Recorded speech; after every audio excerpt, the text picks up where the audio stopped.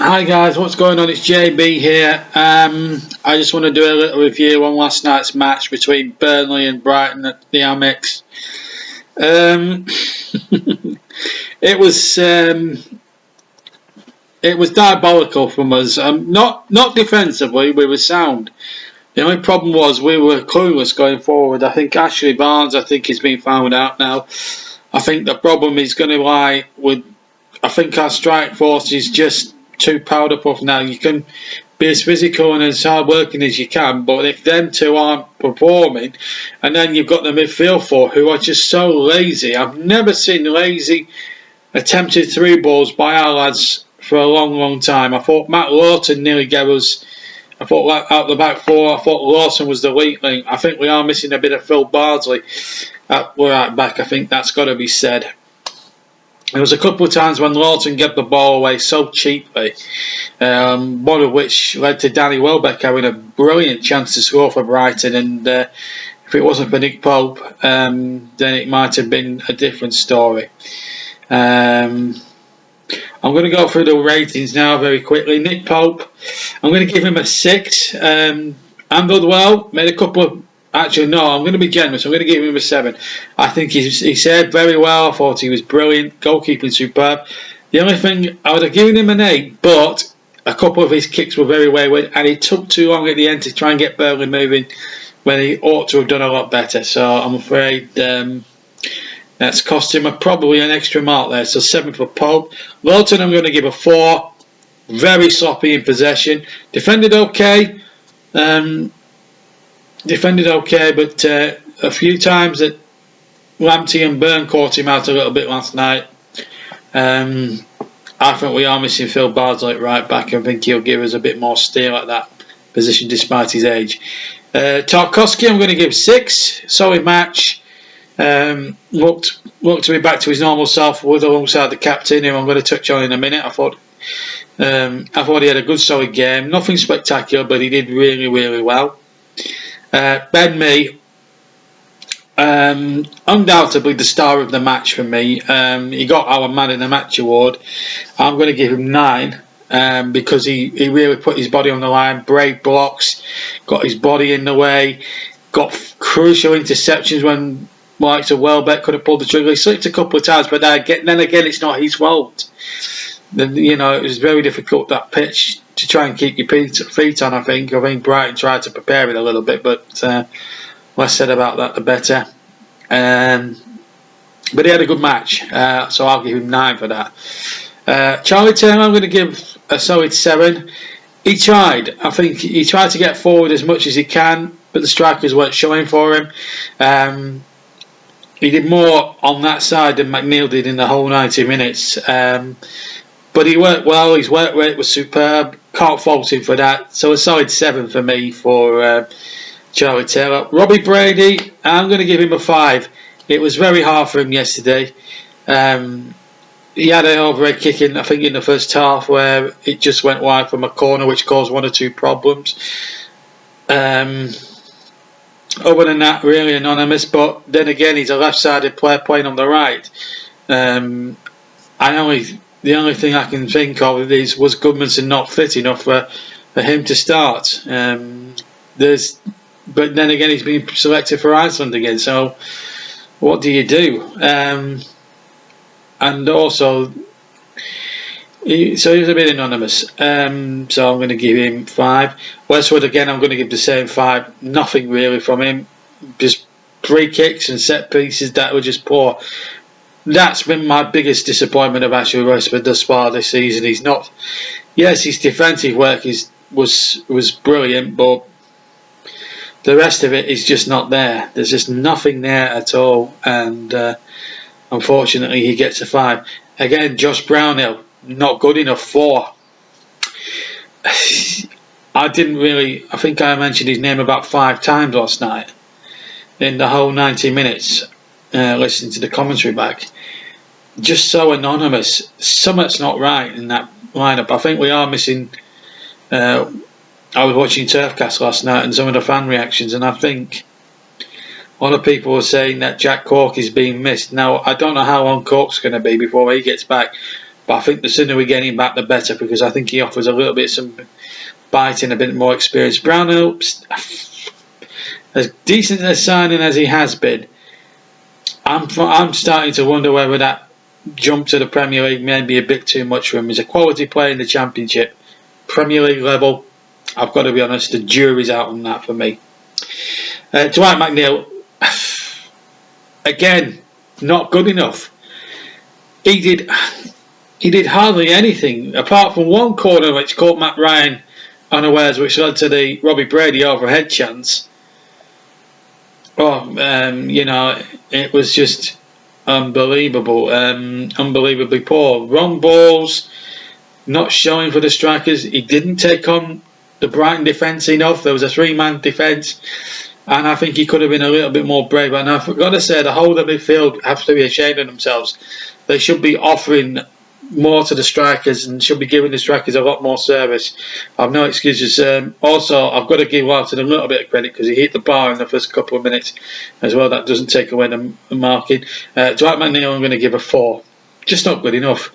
He needs to get back to his fearlessness, what I saw when he first came onto the scene some 2 years ago, because just not good enough. He needs to settle down now. He needs to have a couple of decent games with the England under-21s for the next week or so, and then you come back for Crystal Palace with his attitude and his head completely right, because I don't think his heart or his head has been in it so far this season, apart from one match against West Brom.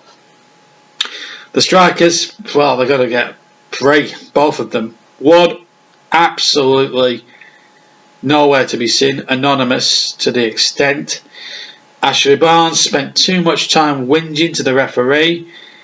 They just weren't offering any support. It's like the same with the midfielders. They weren't good enough.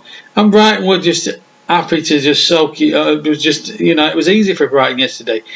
It was just poor, really poor. Substitutes, so 4 for Wood, 3 for Wood, 3 for Barnes. And both were substituted, by the way. Rodriguez came on with 20 minutes to go. Did a little bit more work in the last 20 minutes, but again, didn't have enough time to get into the game. And I'm going to touch on the manager, and that's the responsibility, I believe, of Mr. Dyche, and I'll touch on his tactical unawareness in a minute.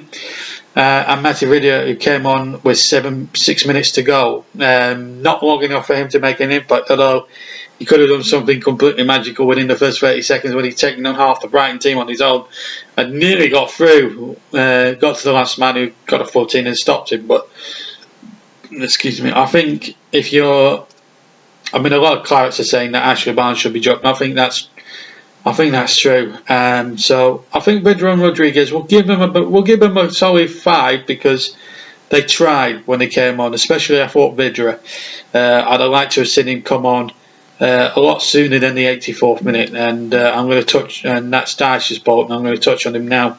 The manager, that has got to be one of the most I know it's won as a point, right? Before people start whinging at me, well, a point's a point, JB, and all that sort of thing. We didn't lose.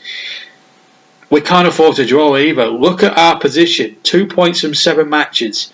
We are lucky that we're only 2 points away from getting out the bottom 3. We can think ourselves bloody lucky because, if either Fulham or West Brom get positive results tomorrow or Monday or whatever, we've got big problems. You know what I mean? It's like, thank God that Sheffield United got beat at Chelsea tonight. You know what I mean? So, but it was negative. I'm sorry. As good as we were at the back, and I have to say the back 4 and the goalkeeper were good, solid enough. Brighton had several chances and in the end fluffed most of them, especially Danny Welbeck, who should have had a hat-trick yesterday, in fairness to him. But again, we're too defence-minded. We need to get results. This was a winnable fixture against one of our rivals for relegation. And Dyche was just so negative. I saw it in the play. Every time we had possession and a chance to go forward, no one was showing. And in the end, we had to go back to the goalkeeper. And as the comment was, I did the commentary last night, and as the commentary wore on, you could tell in my voice that the frustration was there, because I'm not just watching it as an impartial observer as well. I'm watching it because I am passionate about my hometown team and I want them to do well. And when I see disgusting play like that, disgusting negative play, that to me, the book, I'm afraid, has to stop with the manager. There was a comment I read out last night that Sean Dyche should be sacked. I don't think that's the case. I think he should be given time to turn this round, but I don't know what's gone on. Is it the attitude of the players? Is it the attitude of the manager? Is it the tactics that he's employing? And the substitutions, again, another big issue. We talked about this a lot last season. When we've got a game that could be won, or we're a goal behind, he doesn't react until it's too late. Brought on Rodriguez with 20 to go. I would have took Barnes off at half time because he looked shot after 45 minutes, let alone with 20 minutes to go. And I would have brought on Vidra at the same time. If you think, if them two had if they had the whole second half to run at that Brighton defence, I think they could have caused an awful lot of problems.